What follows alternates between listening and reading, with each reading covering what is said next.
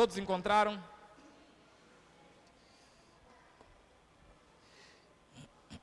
Gálatas capítulo 6. Meus irmãos, deixa eu falar com vocês, olha para mim. A carta de Paulo aos moradores da Galácia tem alguns detalhes que a gente precisa pensar nela. Primeira coisa dessa carta, ela é uma carta um tanto quanto diferente das outras, porque as outras cartas Paulo escreve para uma igreja. Por exemplo, quando Paulo escreve a carta aos Coríntios, ele está escrevendo a carta para os moradores da cidade de Corinto. Quando Paulo escreve, por exemplo, a carta aos Efésios, ele está escrevendo uma carta para uma igreja que tinha na cidade de Éfeso. Quando Paulo escreve uma carta chamada Filipenses, ele está escrevendo uma carta para uma igreja que se encontrava na cidade de Filipos. Mas quando ele escreve aos Gálatas, ele está escrevendo uma carta não para uma igreja, mas para algumas igrejas que ficavam na região da Galácia. Se você pegasse o capítulo 1, versículo 2, Paulo diz assim, as igrejas da Galácia. A Galácia era uma região tão como o centro-oeste o é. Era como se Paulo estivesse escrevendo uma carta para as igrejas do Triângulo Mineiro. Ele não está escrevendo uma carta para uma igreja específica, mas para um grupo de igrejas que ficava numa região composta por algumas cidades. Essa carta de Paulo aos moradores das cidades que compunham a Galácia é uma carta que ele trabalha muito a questão do judaizar da fé. O que é isso? Presta atenção. Quando você pega o judaísmo, o que é o judaísmo? O judaísmo é a religião dos judeus. É aquela religião que começa em Abraão e vai trabalhando no coração do povo judeu. Moisés é o principal protagonista dessa religião, porque ele é aquele que faz todo o código para que esse povo siga. Então, os judeus, eles servem a Deus no judaísmo. Só que quando o evangelho vem, quando a mensagem do evangelho ela é pregada, o que acontece é que as pessoas precisavam deixar o judaísmo e se converter ao cristianismo.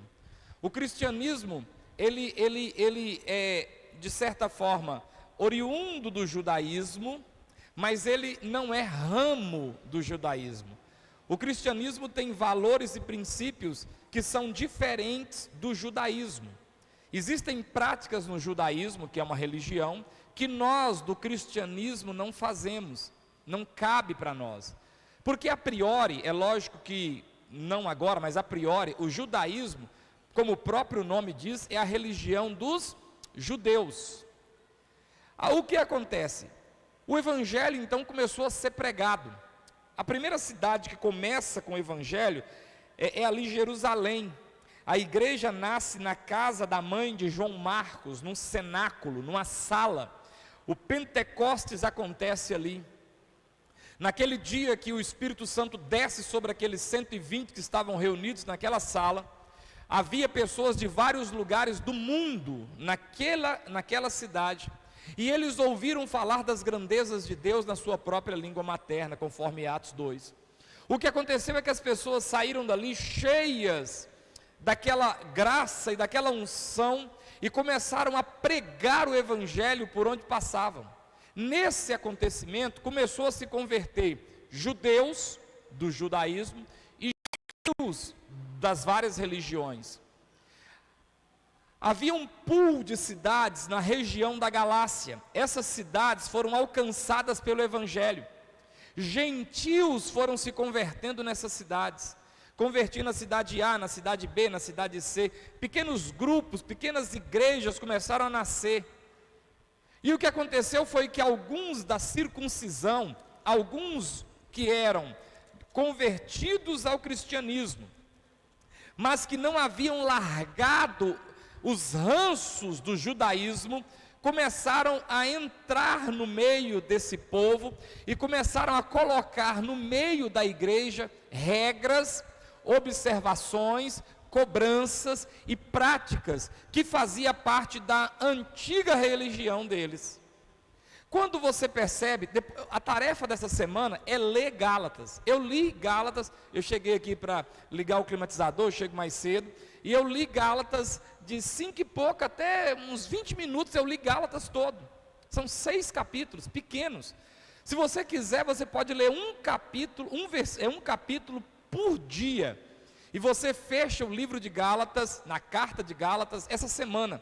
Mas eu queria te desafiar a ler, para você entender o que eu estou falando. Aí o que acontece?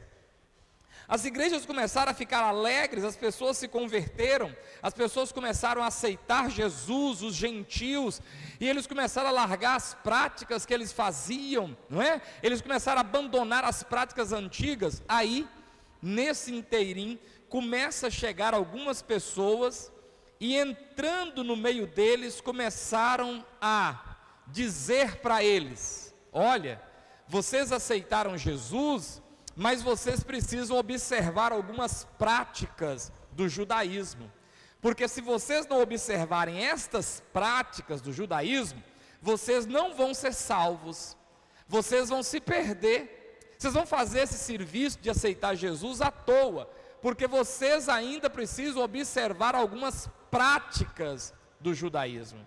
E aí as pessoas começaram a ficar perturbadas com aquilo, e eles começaram a ficar preocupados, porque eram as regras que o gentio não consegue cumprir, mas as pessoas falavam: se você não cumprir essas regras, você está servindo a Deus em vão, e aquilo mexeu com a cabeça deles, que bagunçou a cabeça deles. Aí Paulo, preocupado com isso, escreve essa carta. Paulo já começa no capítulo 1 dizendo para eles: eu admiro que vocês estejam passando tão depressa daquele que vos chamou na graça de Cristo para outro evangelho, o qual não é outro, senão que há alguns que vos perturbam e querem perverter o evangelho de Cristo. Paulo diz para eles: eu estou assim encabulado de vocês estarem deixando Cristo e voltando para a lei de novo. Vocês acabaram de sair das práticas da lei do judaísmo, e agora vocês estão voltando de novo. Aí Paulo fala: olha, deixa eu dizer para vocês, ainda que eu, que preguei para vocês o evangelho, ou um anjo vindo do céu, anuncie para vocês o evangelho que vá além do que já tenho pregado, que vocês os considerem como anátema, maldito, porque vocês não podem abraçar outro evangelho. E Paulo começa a trabalhar com eles, sabe, duro. Paulo começa a contar o testemunho dele. Paulo diz: olha, eu converti e não aprendi as coisas de homem não. Paulo diz: eu aprendi de Cristo, que apareceu para mim. E ele vai mostrando. Ele diz: olha, quando eu cheguei nos judeus, eu estive com Tiago, eu estive com Cefas, e eu levei comigo um grego chamado Tito, e eles não obrigaram Tito a circuncidar ou a guardar nada da lei. Agora o que está acontecendo é que vocês estão abandonando a graça de nosso Senhor Jesus Cristo, e se colocando de novo debaixo de um jugo de escravidão. Ele diz assim: olha, Cristo nos resgatou da maldição da lei, fazendo-se Ele próprio maldito em nosso lugar. Quando Ele foi pendurado no madeiro, Ele substituiu tudo da lei e introduziu a graça. Aí Ele vai dizer assim: olha, eu estou triste porque parece que eu trabalhei com vocês em vão. Lá no capítulo 4, versículo 11, ele diz: receio que eu tenha trabalhado em vão com vocês, ou eu me desgastei, eu ensinei vocês. Lá no capítulo 5, no versículo 1, ele diz: foi para a liberdade que Cristo nos libertou, permanecei pois firmes, e não vos submetais de novo a jugo de escravidão. Ele fala assim: olha, eu, Paulo, vos digo, que se vos deixar de circuncidar, Cristo de nada vos aproveitará. De novo testifico a todo homem que se deixa circuncidar, que está obrigado a guardar toda a lei. De Cristo vos desligastes, vós que procurais justificar-vos na lei, da graça decaístes. Paulo começa a dizer para eles: vocês estão ficando doidos, vocês estão abandonando a graça, vocês estão abraçando a lei de novo. Há pouco tempo atrás, aqui na nossa cidade, Lagoa da Prata, cidade linda, cidade abençoada. Algumas igrejas começaram a judaizar a fé. E aí começou com práticas judaicas dentro da igreja cristã. E aí você começou a perceber, por exemplo, a observação de festas judaicas. Quando você lê a história de Israel, Israel tem algumas festas. Por exemplo, tem a festa da Páscoa, tem a festa do Pentecostes, a festa das trombetas, tem a festa das colheitas, das primícias, tem as várias festas, eu não vou lembrar agora de cabeça. Existem várias festas, e aí uma especial começou sendo feita aqui em Lagoa da Prata, que era a festa a festa das cabanas, né? Tabernáculos, a festa das cabanas, festa do tabernáculo, é o mesmo nome. E as pessoas começaram a dançar, né?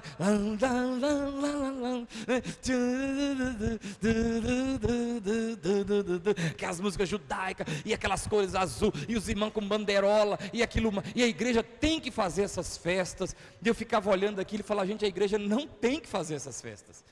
A igreja não é de Israel. A única coisa que a igreja tem com Israel é ir no primeiro nome, igreja Israel. Nós não somos Israel no sentido de nação, nós somos um povo composto por vários tipos de povos. E aí o povo começou a observar as festas e fazendo aquelas festas, e aí começaram as práticas judaicas. Aí algumas igrejas pegaram e falaram, não, nós temos que tocar o shofar. O que é um shofar? Shofar é uma trombeta feita de chifre de carneiro. É uma coisinha recurva assim, e aí você toca aquilo, né?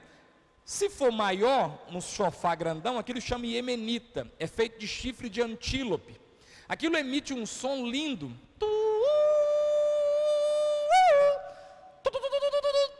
Quem já viu isso assim, nas músicas? E o povo arrepiava todo, e 12 tocando aquilo, e as pessoas dando aquele fervor naquele trem, só que aquilo não tinha nada a ver com a igreja. Aquilo é prática de quê? De Israel.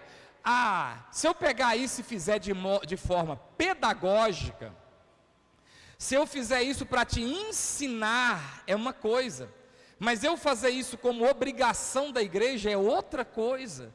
Aí as pessoas faziam aquilo e tocavam o shofar para começar os cultos. O cara que toca aquilo, você, que coisa gostosa, é bonito de se ver. Depois você procura para você ver, coisa linda. Aí depois eles arrumaram uns quipá, né? O que é quipá? Quipá é aquela cuiazinha, aquele bonezinho, vamos falar bem no brasileiro mesmo, aquele bonezinho que o judeu coloca aqui, né?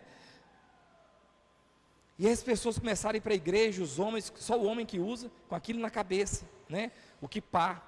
E aí pregava com grampim e tal. E aí as pessoas começavam, você ia na igreja, estava o pastor de quipá. Aí o cara todo de quipá na igreja, todo mundo de quipá. Aí os homens tudo, né? De quipá, para orar. Porque o quipá é não sei o que lá, e as pessoas com quipá. Aí você percebe assim, gente, o que tem isso a ver com igreja? Isso tem nada a ver com igreja, é um respeito de Israel. Eu não estou criticando, eu estou mostrando que não tem nada a ver com igreja. Quem está entendendo? Não tem nada a ver com igreja. E aí depois arrumaram o talit. O que é o talit? Talit é aquele pano que o judeu usa para colocar nas costas. Vocês já viram? Quem já viu o talit? Aquele pano, aquele lençol, né, que eles usam. Então eles jogam aquilo nas costas para poder orar. E aí na hora eles puxam aquilo ali, é bonito o pano, eles puxam aquilo e põem na cabeça. E aquilo dali é lindo. É lindo, mas é de Israel. Aí as pessoas, eu estou zombando deles, não de forma alguma. Eu estou dizendo o que é. É como se fosse a bandeira de Israel, e eles colocam aquilo para orar. Sabe, os judeus faziam aquilo, só que aquilo não é da igreja, isso é de Israel. Aí as pessoas começaram a fazer arca, as igrejas, umas arcas da aliança, né? Faziam aquela arca grandona, e colocavam a arca, e aí faz a entrada da arca, as pessoas marchando, 4 homens vestidos, e carregando a arca, e o povo, e a trombeta,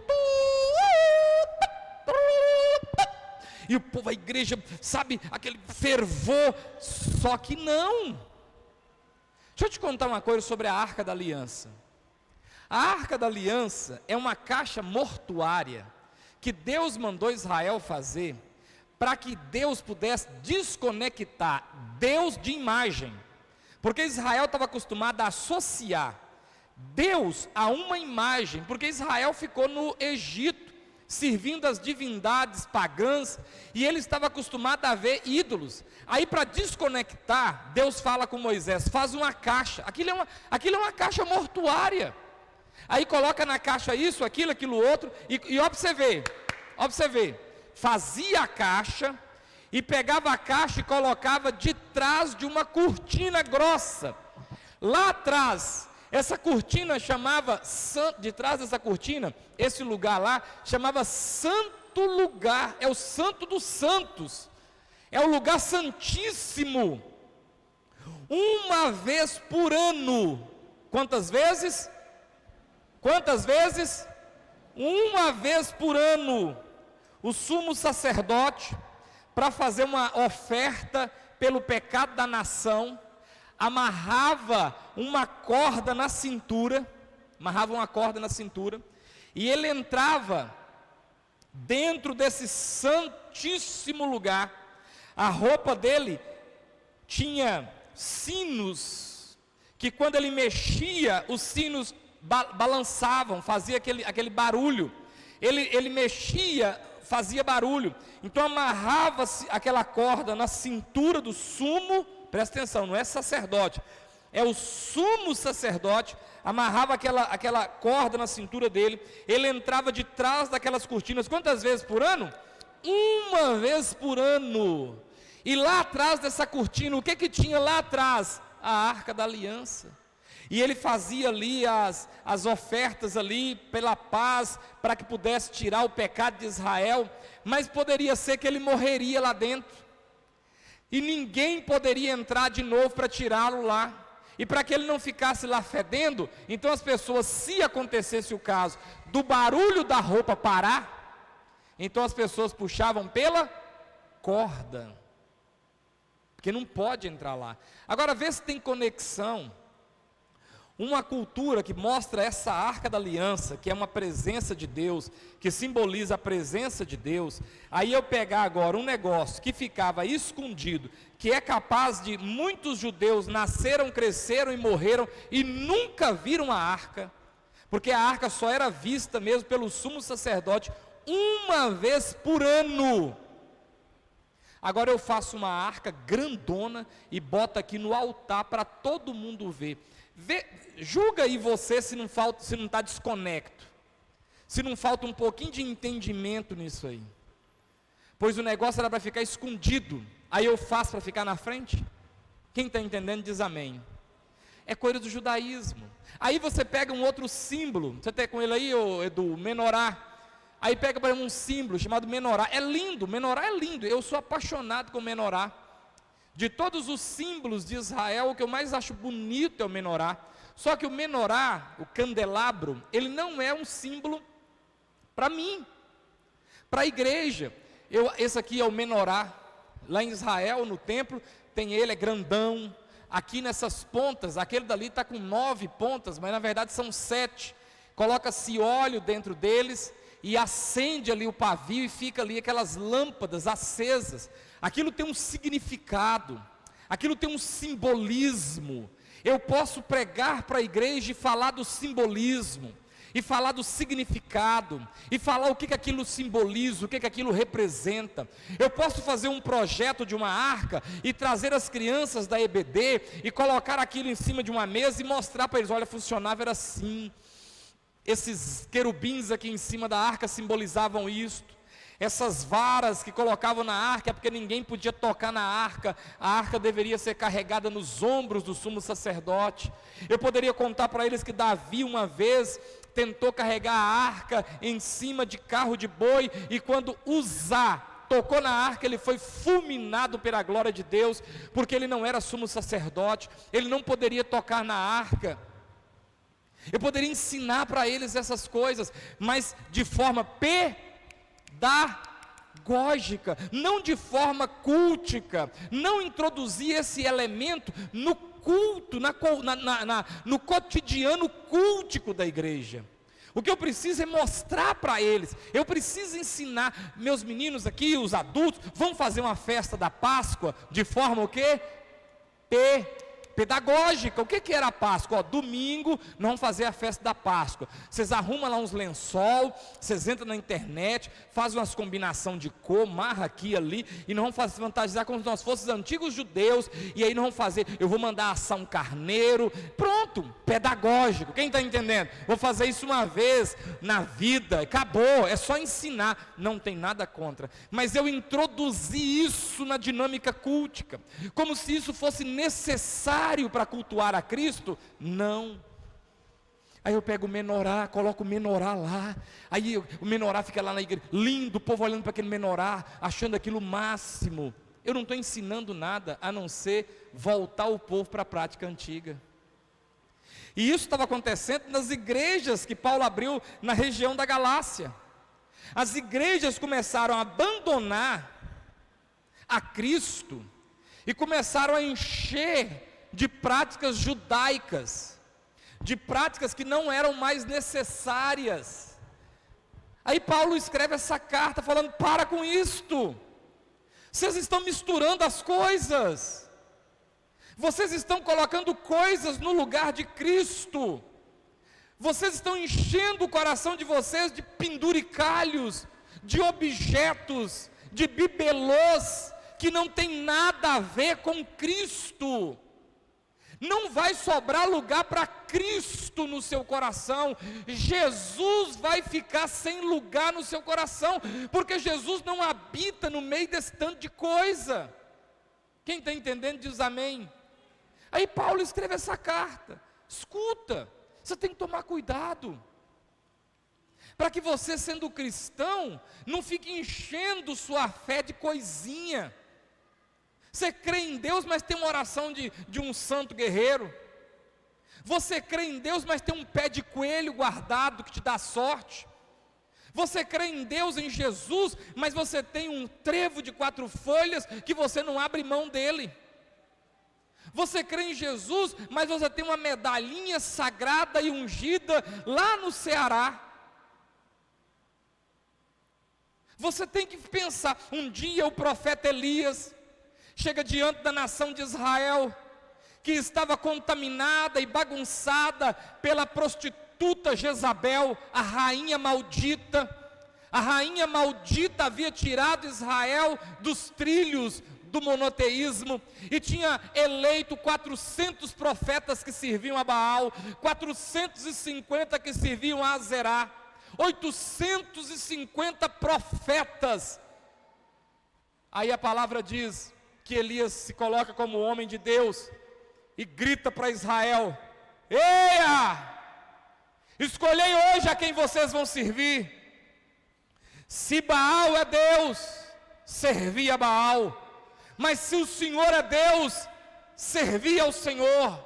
Aí Elias diz: não fiqueis cocheando entre 2 pensamentos, vocês precisam escolher quem vocês vão servir. Vocês não podem ficar servindo a Baal e tentando servir a Deus. Vocês não podem ficar servindo a Baal e tentando servir a Azerá. Ou Baal é Deus, ou o Senhor é Deus. E ele faz um desafio: junta aí vocês e faz um sacrifício a Baal, porém não lhe meta fogo. E eu também farei um sacrifício ao Senhor, e não lhe meterei fogo. E nós dois, o grupo que serve ao Senhor, que sou só eu, e o grupo que serve a Baal, que é quase 1000, nós vamos orar.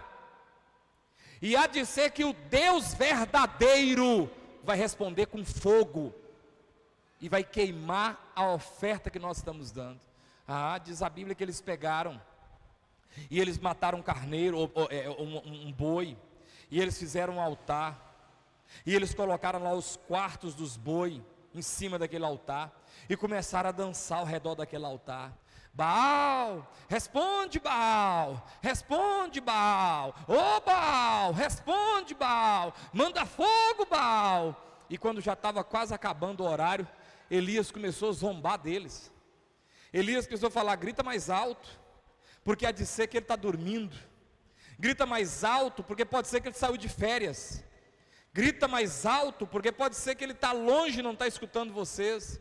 E o povo começou, a partir da adoração e da dança, eles passaram a cortar-se com lancetas. Eles começaram a bater punhais no peito, para arrancar sangue, para ver se Baal respondia. Eles começaram a se furar, a se cortar com lancetas, com a ponta das lanças, das adagas. E quando estava banhado de sangue, Baal não respondeu. Aí Elias falou: agora senta aí, que eu vou mostrar a vocês.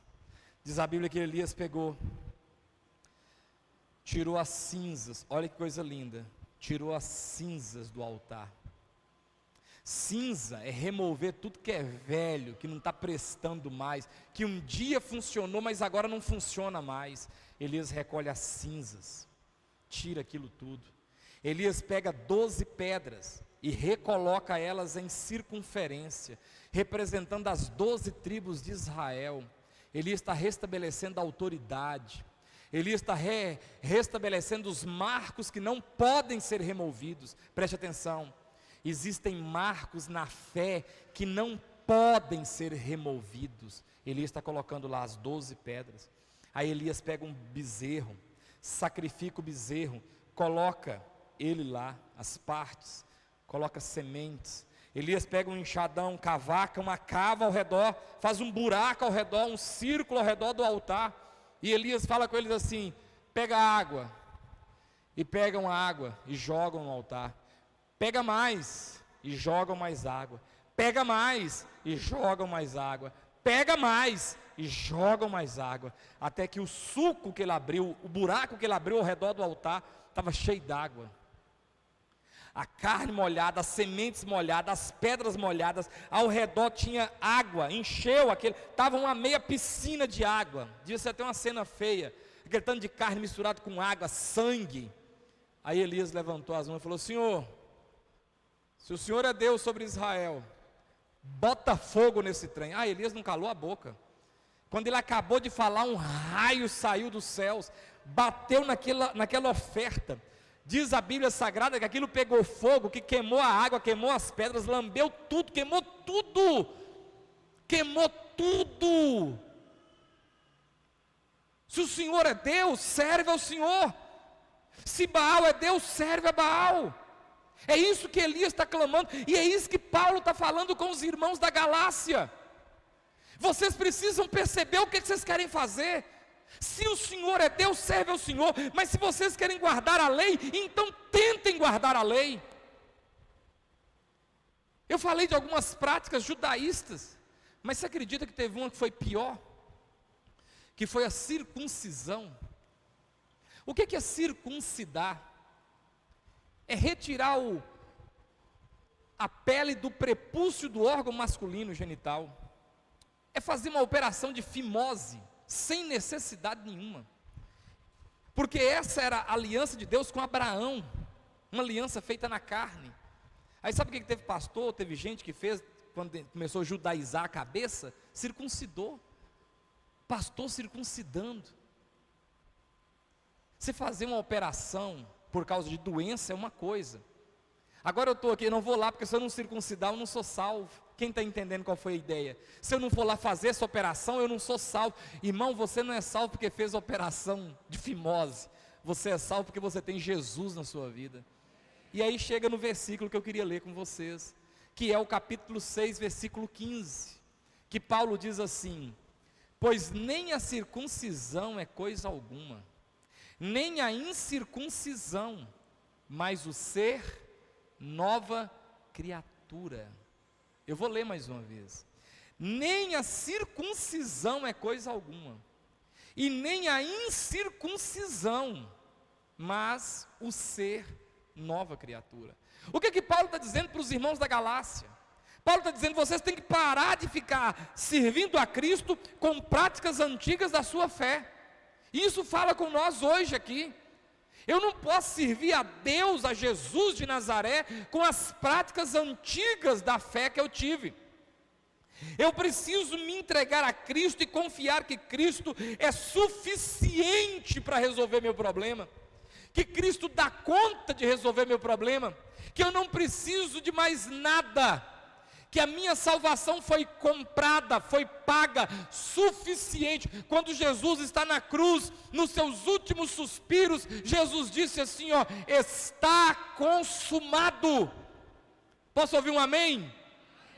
Em grego é teletestai, está pago, não deve mais nada, acabou a conta, acabou a dívida. Então eu não preciso ficar pegando coisinhas de uma religião, coisinhas de outra, trazendo para a minha fé em Cristo é suficiente.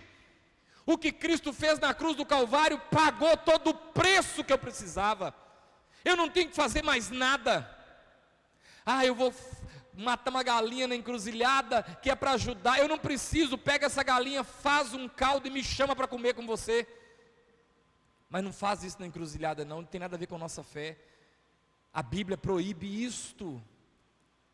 Aí Paulo diz, não. Sabe o que é importante, moradores da Galácia? O importante é ser nova criatura. O que é ser nova criatura? A melhor explicação para ser nova criatura está em João 3.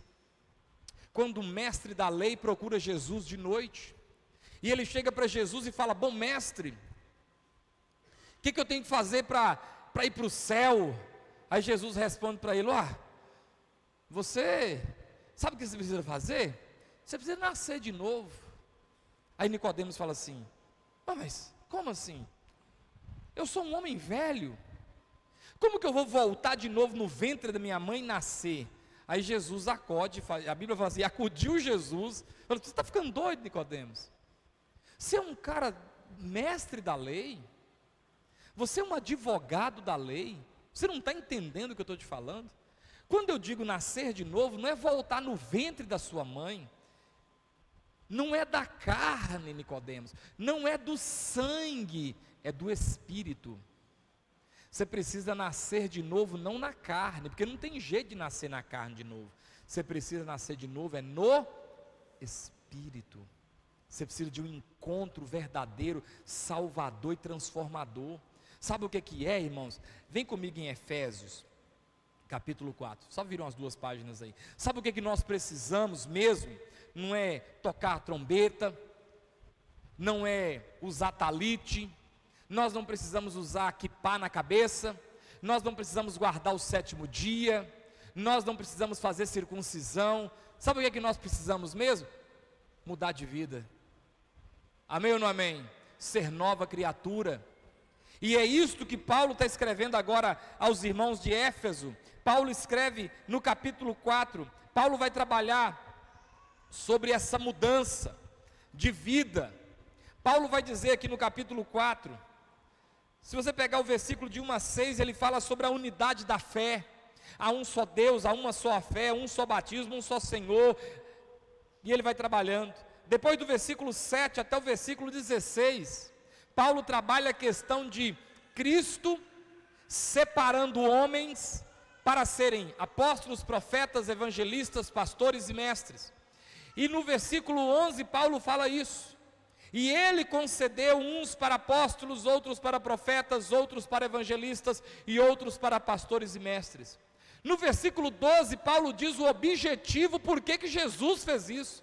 Paulo diz assim, com vistas ao aperfeiçoamento dos santos, para o desempenho do seu serviço, para a edificação do corpo de Cristo, até que todos nós cheguemos à unidade da fé, a uma fé unida, uma fé única, denominações diferentes, mas a mesma fé em Jesus, e no pleno é completo, e no completo conhecimento de quem, irmãos? Do Filho de Deus, a perfeita varonilidade, a medida da estatura, da plenitude de Cristo. Paulo diz, é para isso que Jesus levantou pastores, é para isso que Jesus levantou líderes, para cuidar do povo e instruir o povo, e é preparar o povo e ensinar o povo. E aí Paulo faz assim um fechamento que é maravilhoso. No versículo 14 ele fala, para que não mais sejamos como meninos. Coisa séria, Paulo está falando aqui. É isso que ele está falando aqui, ó. Eu não estou nem aí se você é circuncidado, se você não é circuncidado. Isso não tem valor nenhum. Sabe o que tem valor? Ser nova criatura, ter sua vida mudada. Aí ele diz aqui, ó, para que vocês não sejam como meninos. Aí ele fala, ó, agitados de um lado para o outro, levados ao redor, por todo vento de doutrina. E esses ventos de doutrina são oriundos como? São oriundos da artimanha dos homens. Aí Paulo começou a falar, sabe o que eu quero? É que vocês mudem de vida. E para isso Jesus levantou pessoas sérias, para ensinar para vocês a verdade das Escrituras Sagradas. Para quê, Paulo? Para que vocês não sejam como meninos, que vocês sejam levados de um lado para o outro, por todo o vento de doutrina. Como é que Paulo chama essas coisas? Vento de doutrina. Aí eu lembro, eu não esqueço, tem 20 e poucos anos de crente, eu não esqueço, uma época, que todo mundo recebia dente de ouro na igreja. Irmão, estava na vigília aqui o dente de ouro que eu recebi. E todo mundo acreditando, aqui dente de ouro. Ninguém via, só a pessoa que via. Aqui é dente de ouro. É igual aquele negócio do Chapolin. Você está vendo isso aqui? Não, é só inteligente que vê. Agora eu estou vendo. O homem invisível, ninguém viu o homem invisível, que estava pegando o braço sua barriga e quase arrancando, mas sua barriga coçando uma pereba nas costas, e o povo, o homem invisível. Mas eu não estou vendo. É porque é só inteligente que vê. O dente de ouro, aí todo mundo recebia dente de ouro, e quem não recebia dente de ouro, ou estava em pecado, ou não era crente, ou era falso profeta, porque bom é quem recebia dente de ouro. Quem já ouviu falar disso? Quem está vendo isso hoje? Sabe por que você não está vendo? Porque isso é um vento, isso é um vento, isso vem e passa, acabou. Aí eu lembro da época do Caicai. O povo vinha para a igreja, o pastor soprava, e o povo, as mulheres caíam para cima. Aí já tinha um grupo de diaconisa com uns panos, e jogava esses panos nas canelas das irmãs, e as irmãs caíam sem pudor. A irmã caía nos piqui, aí tinha que jogar para cobrir a nudez da irmã. Olha que coisa mais ridícula. Aí o parente da gente, que estudou um pouquinho só, vinha na igreja e não voltava mais nunca. Porque você não precisa de muita coisa, você só precisa ter um pouquinho de lucidez para você entender um negócio desse. Eu vou para a igreja para Jesus ficar me jogando no chão. Que diacho de culto é esse que Jesus me planta no chão e me esfrega no chão o tempo todo? Aí todo culto Jesus me joga no chão. Todo culto eu estou no chão. Não sou. Mas aí era o vento de doutrina. Aí aquele povão caindo para o chão. Jesus não faz. Faz, na Bíblia tem vários textos, uma vez ou outra. João caiu no chão como morto. Mas não é todo dia que João cai no chão. Pode ser que nós vamos orar por alguém, que a pessoa caia, Deus derrama um poder, ela cai no chão. Mas todo dia a pessoa cai no chão, eu já vou cair, já fico olhando o lado que vai cair. Igual um vídeo que eu achei graça esses dias, o cara chama o outro, né, esses trainee, né, tem um nome bacana agora, é coach, né, aí o cara, vem cá, aí o cara sobe numa cadeira, assim, em cima de uma cadeira, e coloca assim uma fila de gente atrás dele. E fala com ele, fecha os olhos, confia, você tem que confiar, você tem que acreditar. Aí o cara está todo já no poder, né? Não era de crente não, era um coach. Aí o cara falou, pode cair, mas ela cair para onde? Para trás. Aí ele cai de cara no chão, é porque ele tinha... o cara também é muito paçoca, né, senhor? Tanto de gente que ele viu para segurar ele lá atrás, ele cai para frente, não tinha ninguém na frente. Aí o vento de doutrina na época era isso, cair, e o povo caía. Aí eu lembro de uma época que começou a derramar óleo, estava no culto assim, glória, tal, fogo. Aí está caindo óleo, mirra. Você está vendo as mirras? Não, estou não. Não olha bem para você ver. Não estou não. Gente, será que eu... Não, mas eu não estou vendo, eu estou vendo pingando, igual mel, bloco. Não estou vendo não. Vento isso é vento de doutrina. O senhor não acredita em nada. Não, eu acredito. Eu só não acredito nessas bobagens. Eu só não acredito nessas fiuras, porque isso é vento de doutrina. Porque eu não vejo conexão entre salvação e cair óleo da minha mão. É porque eu não vejo conexão entre o que Cristo fez na cruz do Calvário e aparecer uma vituração de ouro na minha boca. Eu não sei o que a vituração de ouro na minha boca tem a ver com salvação. Meu irmão, e se eu fosse banguelo? Tem uns irmãos aí que é banguelo. Esses trem aí é dentadura. Eles não vão ter, como é que faz? Vão para o céu não? Vento de doutrina. Aí Paulo falou, vocês vão ser instruídos, porque o importante é mudar de vida. E para vocês mudarem de vida, vocês precisam ser instruídos, para que vocês não sejam levados ao redor por todo o vento de é vento, passou, já não é mais.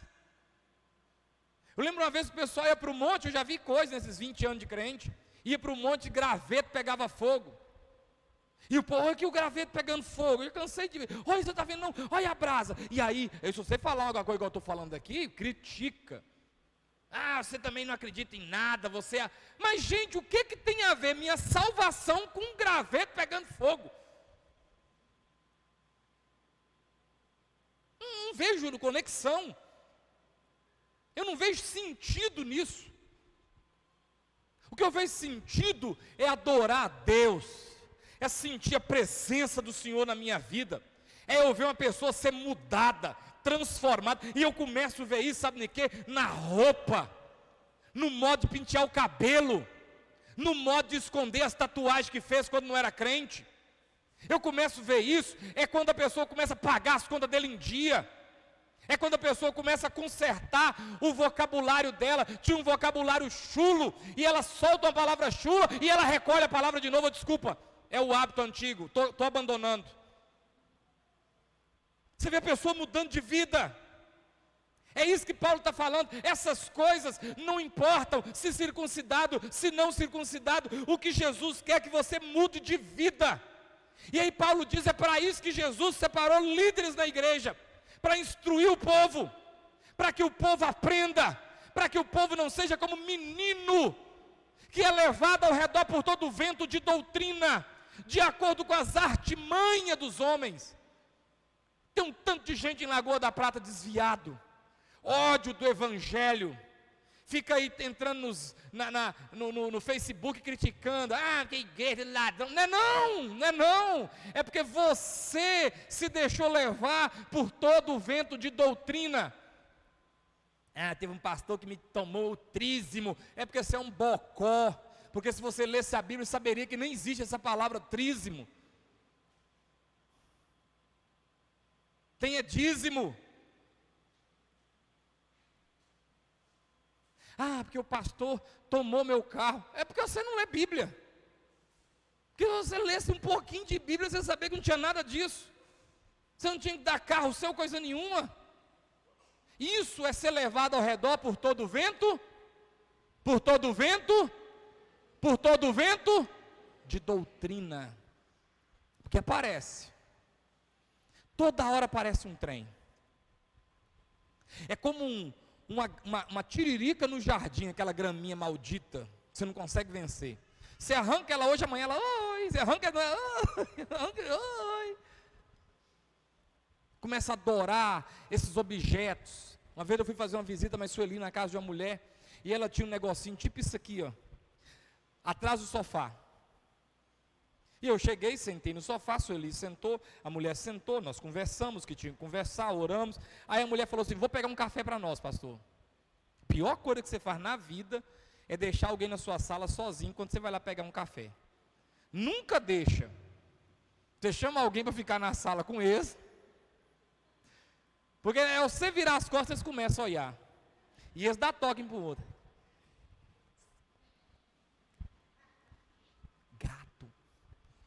Cheio de pelo de gato. E aí quando a mulher saiu, eu que sou humano como qualquer outra pessoa, comecei a olhar. Não tinha nada para fazer. Aí quando eu olho para trás, falei, gente, o que é isso aqui na minha cacunda?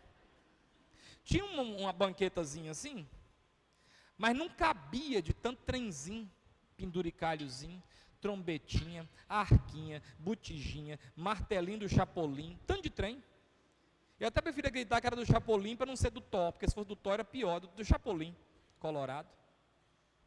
Botijinha, pastazinha, e aí tinha um quadro assim com a foto do pastor. E como eu leio, eu conheço quem é, eu vi o pastor e falei assim: gente, é o pastor fulano. Cara, eu me senti Paulo, ao Deus desconhecido, né? Porque aquele Deus ali eu não conhecia não. Aí quando a irmã chegou, eu não aguento, a boca é grande. Ela me deu o café, eu comi o café primeiro com o biscoitinho que ela fez, que eu não sou bobo. Falei: irmã, quanto tempo a senhora serve a Deus? Ah, pastor, já tem tantos anos. Eu falei: pois é, ia saltar aqui, o que é isso aqui? Ah, não, é porque isso aí eu vou guardando, irmã, isso é pecado. A senhora está cheia de objeto aqui, ó. Isso aqui não tem, isso aqui, não, o crente não tem isso não, irmã. O crente tem Bíblia, livros, não pode ter essas coisinhas aqui. Esse martelinho aqui é o que isso aqui? Essa arquinha aqui é o que?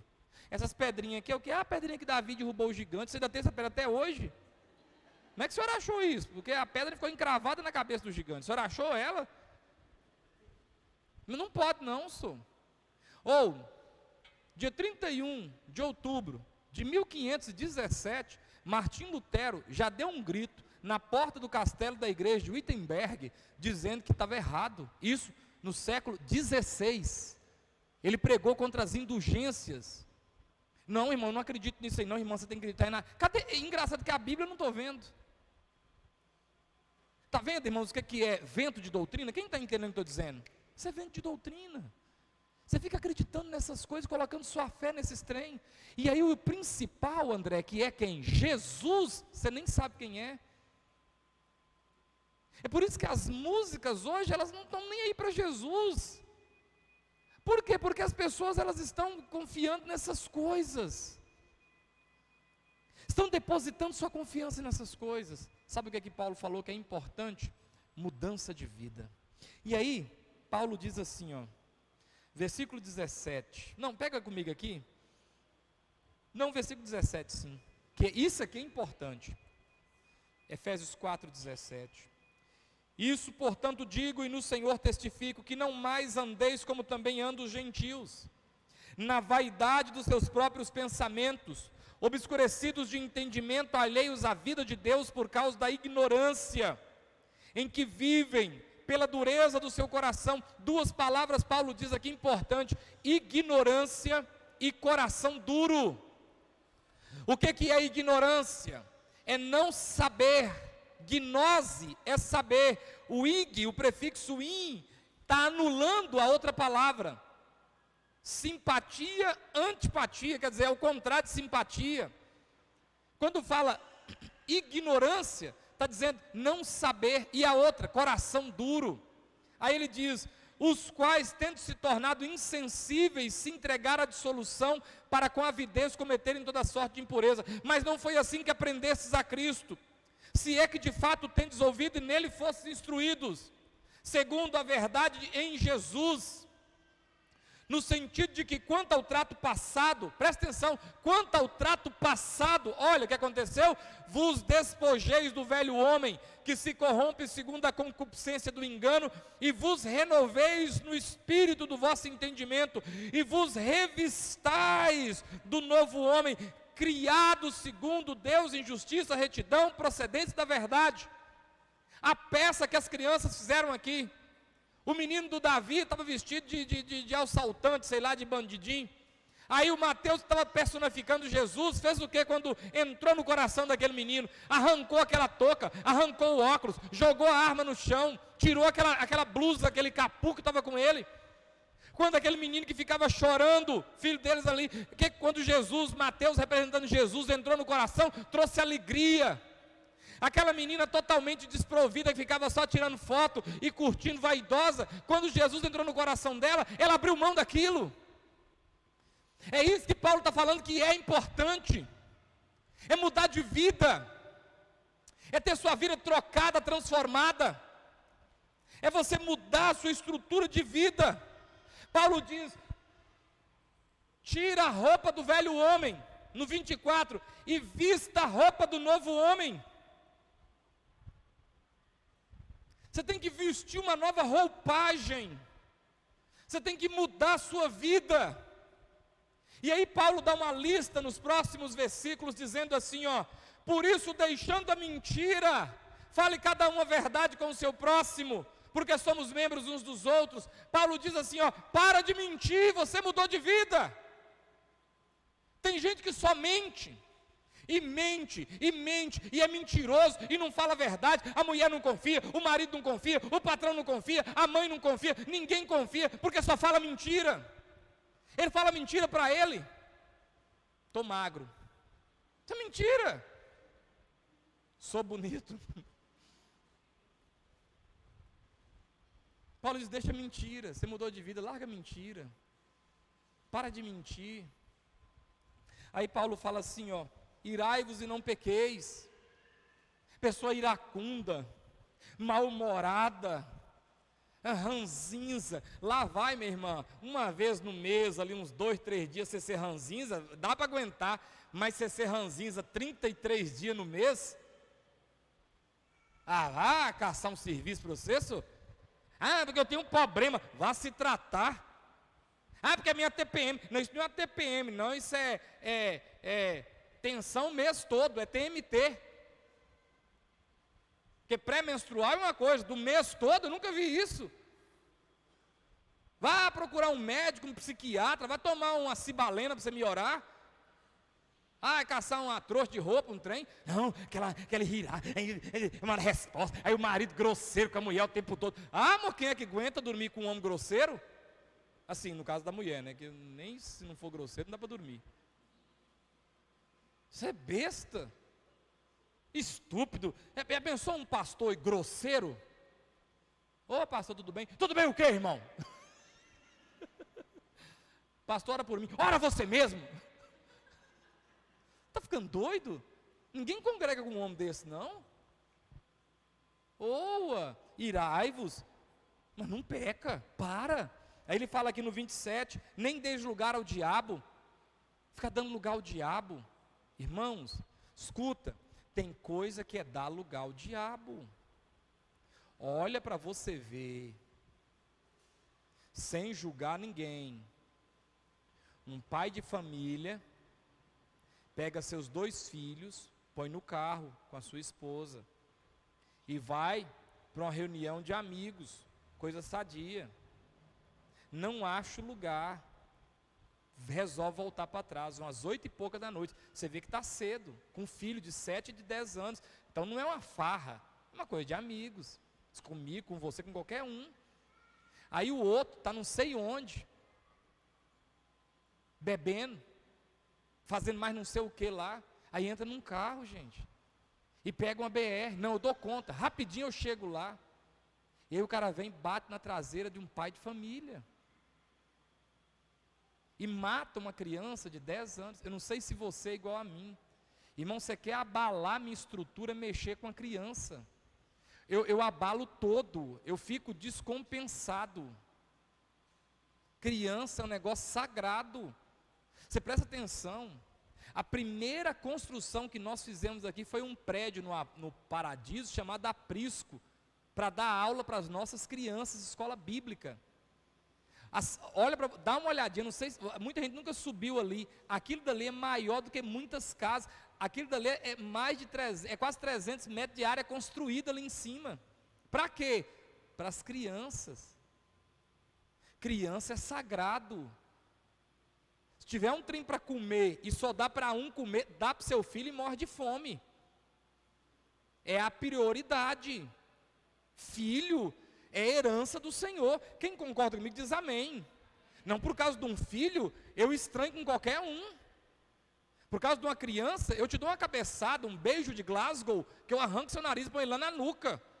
Mas o senhor é pastor, vai tomar uma cabeçada. É criança, gente. Meu Deus, se nós não protegemos, os vikings protegiam as crianças deles.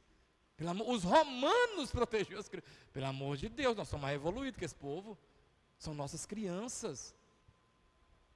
Por isso, quando você vê um camarada igual aquele que teve em Suzano, a vontade que você tem está lá. Para quando você vê a cena, você voar nele, arrancar o braço dele assim, ó, segurar no armlock, e em vez de só puxar, você bater assim no pescoço e no peito para arrancar o braço fora. Ah, mas o senhor é tão mal, o senhor está no altar. É, com criança. Se eu te ver fazendo covardia, eu fico mal. Eu fico mal. É criança. Aí, você pega, você está dando lugar para o diabo. Por mais que juridicamente talvez não vai dar nada, porque no Brasil é uma bênção, né? Mas você deu lugar para o diabo. Tem um espírito imundo te acusando 24 horas. Você tirou a vida de um pai de família e de uma criança. Isso nunca vai. Você está entendendo, Elismar? Isso nunca sai da vida da pessoa. Você dá lugar ao diabo. Você pega seu telefone aqui, vai entrar na BR, e você está aqui rodando, e você mexendo no telefone, aí você atropela uma mulher, você está dando lugar ao quê? Ao diabo. Um dia o motorista, a Lúcia saindo do serviço, o motorista vem com, a Lúcia parou na rotatória de moto, o cara vem com um ônibus e passa por cima e alonga, está na cadeira de roda, quantos anos já? 9 anos na cadeira de roda. Você dá lugar, você pode comer, engordar, virar pai, virar avô, mas você deu lugar para o diabo. Ninguém nunca esquece isso. Todo mundo que sabe que você fez, vai sempre falar isso de você. Presta atenção para você ver, passa, Guilherme de Pádua é lembrado de novo. É ou não é? Já pagou, já converteu, mas foi até consagrado pastor, não sei, mas o povo está metendo o pau, até hoje. Paulo diz, não deis lugar ao diabo. Não deis lugar ao diabo. Você pega uma arma e põe na sua casa lá de qualquer jeito, a criança pega aquilo, dispara em si, acabou, irmãos. Acabou. Eu tenho algumas neuras comigo. Quando eu vou sair de ré da garagem, se Vinicius não está lá dentro, eu tenho que ver ele sentado. É regra, eu vou sair, ele tem que sentar. Senta aí. Fica sentado aí. Senta aí. Eu estou mentindo? Eu nunca saio de carro se eu não estiver vendo ele. Tem hora que eu fico caçando onde ele está para eu sair. E quando vai guardar o carro, eu falo com ele, senta aí. Ó, que é a regra. Não sai correndo. Às vezes abre o portão, o menino sai correndo. É regra, não sai correndo. Não pode, eu pego pelo braço, dou um sujega, não pode. Você não pode sair correndo no portão, porque pode vir. Eu morro de medo de portão eletrônico, né, no controle. Porque um portão daquele quebra o pescoço do menino. Quebra ou não quebra? Quebra ou não quebra? Quebra. Um dia, Sueli vai saindo mais de Havana, e ele foi e colocou o rosto assim, não foi eu quase morri. Eu quase bati no Sueli. Foi o dia que eu cheguei mais perto de bater no Sueli, foi esse dia. Nem era culpa dela. Chegar aqui com uns olhos tortos assim, o que é isso? Tem que falar que caiu dentro de casa, viu? Caí! Irmãos, não dê lugar ao diabo. Quem está entendendo? Você vai colocar um veneno para rato, lá na minha casa, cheio de rato. Não na minha casa, né? Naquele pedaço ali, muito lote vago. Aí você compra um veneno. Você tem menino em casa.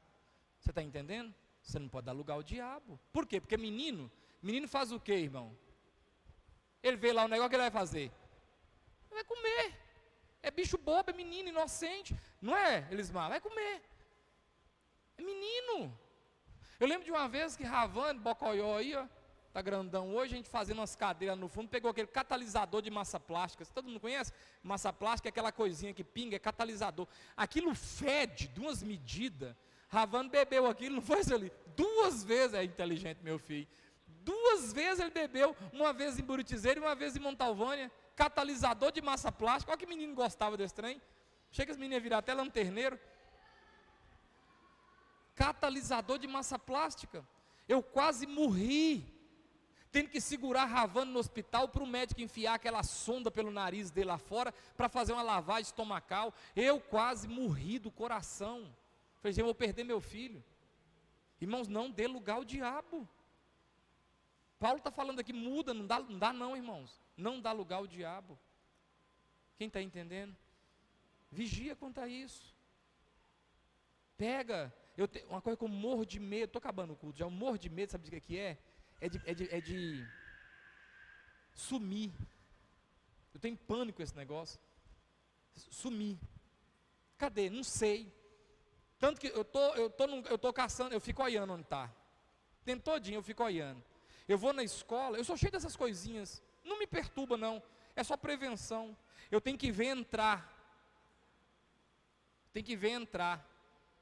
Às vezes naquele tumulto ali na escola, ali que é uma ruazinha apertada, eu tenho que ver entrar.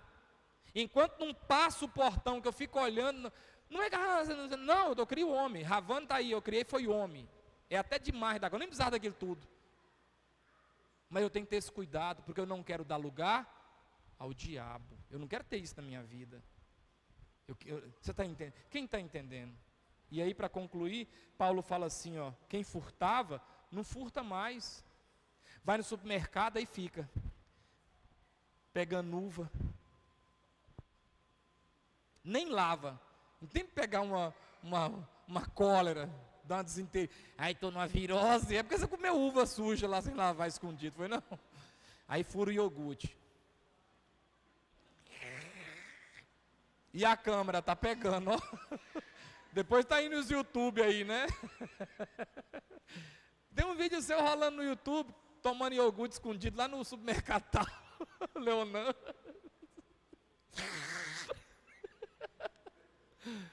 Não furta não, só para com isso, misericórdia. Aqui ó. Não sai da vossa boca nenhuma palavra torpe. E xinga palavrão. Tem gente que fala palavrão, tudo que ele vai falar, ele fala palavrão. Ele só consegue falar palavrão. Você tem que melhorar seu vocabulário. Você quer ver uma coisa que eu tenho dificuldade? É gíria. Pessoal aqui, juventude, um dia eu estava cortando o cabelo, eu corto cabelo com os meninos, eu gosto de cortar cabelo com menino novinho, porque eu acho bonito menino novo trabalhando. E tem uns rapazinhos, tem até o Lucas aqui da igreja, tem uns outros aí que corta cabelo, 16, né? 16 anos. Eu acho bacana ver esse menino cortar cabelo. Porque eu acho assim, gente, tá virando hominho, né? Trabalhando. Irmãos, trabalho dignifica o homem. Eu vou cortar nesse. Mas aí eu fico vendo eles conversar. Pô, balão. Aí você tá ligado? Aí, fraga. E eu fico ouvindo eles conversar assim, gente, que língua é essa, né, que eles estão falando? E aí você vê uns caras na igreja. E aí, irmão, tá ligado? Fraga, bicho. Balão. Bicho. Viado. Ô, viado. Ai. Um dia o irmão me chamou disso. Não, viado. Falei, sai fora. Opa, desculpa, pastor, desculpa. Soltar a mão na sua lata, você veio me chamar de... Tá ficando doido, rapaz? Sou pai de 3 filhos, que diabo de... Tá ficando doido? Né? Não sai da vossa boca a palavra torpe. Ah, pruma, você sabia que tem gente que não consegue serviço porque não sabe conversar? Ele não sabe conversar. 10 palavras que ele fala, 18 é gíria. Porque tem duplo sentido, né? Então tem mais um. Aqui ó. E não entristeçais o Espírito Santo. Longe de vós toda amargura, cólera, ira, gritaria, blasfêmia, bem assim malícia.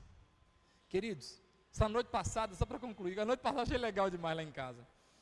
A gente foi no aniversário de Santa Helena e voltou e o pessoal estava no aprisco, eu passei, eu olhei e fui para casa. Aí fui assistir um filme lá, cheguei e sentei no sofá e assisti um filme. E aí Sueli, o menino chorando, Sueli foi pôr o menino para dormir. Aí, estou escutando uma conversa na porta de casa. Não aceito. Aí eu fui baixando a televisão devagarzinho, curioso. Baixei a televisão, gente, tem alguma, como dizia meu padrasto, tem qualquer novidade aqui, né? O cara chegou, parou a moto quase assim na garagem da minha casa e atravessou a rua. Um pouco você está até aqui hoje, eu estou te revelando isso, hein, irmão. Só que eu não conheci, porque o problema de vista estava meio turvo, e ele atravessou a rua e ficou de frente para a garagem com o telefone. E o papo era esse assim, ele ligou, não, eu não aceito não, que eu vou ver isso aqui agora, e falando com ele, né? Vou ver isso aqui agora, que foi a hora que eu escutei, que eu não aceito, eu vou mostrar que está pensando, o que, rapaz, né? Vou mostrar. Aí ligou. E aí quando atendeu, porque pelo que o cara fala, você mais ou menos entende o que o outro falou, né, Hernando? Aí, Não, eu quero falar que você é o seguinte, senhor, não vou largar não, eu vou atrás dela, eu gosto dela, eu sou apaixonado com ela, ela é a mulher da minha vida, e não tem essa conversa não, rapaz, você falou o quê? Você falou que eu quero mostrar você que eu sou, sai aqui, rapaz, sai aqui fora aqui, que eu vou mostrar você quem sou eu, porque eu sou apaixonado com ela, porque ela é minha, rapaz, eu quero, rapaz, aí no meio da conversa, que só ele falava, que era um monólogo ainda, o outro acho que falou assim com ele, rapaz, você quer falar com quem? Aí ele, quem está falando? Aí o outro nunca diz, né? Você ligou para quem? Aí ele pegou, tirou do ouvido e falou assim, será que eu liguei esse número errado, meu Deus? Aí quando ele olhou, era outro número. Meu Deus do céu, eu liguei para o cara errado. Isso é raiva, fica até cego. Ô raiva que essa mulher faz em mim. Ele tinha ligado para outro. Ele gastou meia hora xingando o outro, que não tinha, o cara nem sabia quem era.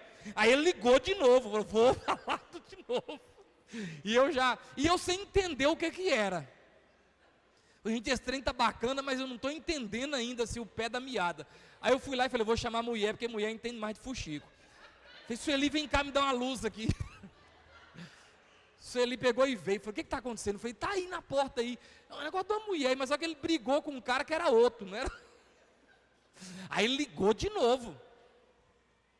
Alô, é fulano de tal? Aí o cara, vou falar com você, rapaz, eu estou atrás dela mesmo, que eu gosto dela, e eu não vou largar ela não. O quê? Falou o quê? O quê? Eu bati no seu filho não, rapaz? Eu mexi com o filho seu não, rapaz? Eu quero é ela, e não sei o quê. Falei, mas como é que pode ser amado esse tanto, né? Aí o outro lá do outro lado da linha, acho que desligou o telefone. Não é possível que esse cara desligou não, desligou, vou ligar de novo. Aí desgrama, vou ligar de novo. Diabo desse cara, rapaz, como é que faz um negócio de liga na cara da gente? E aí ele pegou e ficou lá, murmurando, assim, quando fica budejando, sabe? Aí ele voltou, sentou do lado da moto, deve ter ficado lá até quase umas 2 horas da manhã sentado, caladinho. Eu até achei que ele ia morrer lá, de pendurado na árvore, na porta de casa. Amanheci hoje olhando assim, falei, um pouco tá o cara de pendurado aí, não. Graças a Deus, talvez você vai ver essa pregação, eu estou falando de você, que está na porta da minha casa, né? Irmãos, vamos ficar de pé em nome de Jesus? Não era você não, Magela? Apaixonado demais. Essa mulher deve ser feliz. Não era você não, Eutinho? Que essa valentia não, né? Estava feio lá, viu? Meus queridos, nova criatura. Amém? Coloca a sua mão sobre o seu coração. Repete comigo assim, Senhor meu Deus, eu preciso mudar coisas na minha vida, áreas, atitudes, sozinho eu não consigo, me ajuda a melhorar, procura essa música aí, Eduardo. Pai, em nome do Senhor Jesus, quero abençoar a vida do seu povo, pedir ao Senhor que derrame sobre eles a tua graça, que essa semana seja uma semana abençoada, que seja uma semana próspera, de livramento, de paz na família, que nós possamos, ó Deus, desfrutar de disposição. Amanhã é segunda-feira, que a gente levante com disposição para trabalhar, com alegria, com a mente renovada, que o sono dessa noite seja um sono restaurador, em o nome de Jesus, e nós repreendemos toda a ação do mal, toda cilada maligna contra a nossa família, nossos filhos, em o nome de Jesus. Consola o coração dessa família enlutada, meu Deus, é o que te pedimos nessa noite, em o nome de Jesus, amém e amém.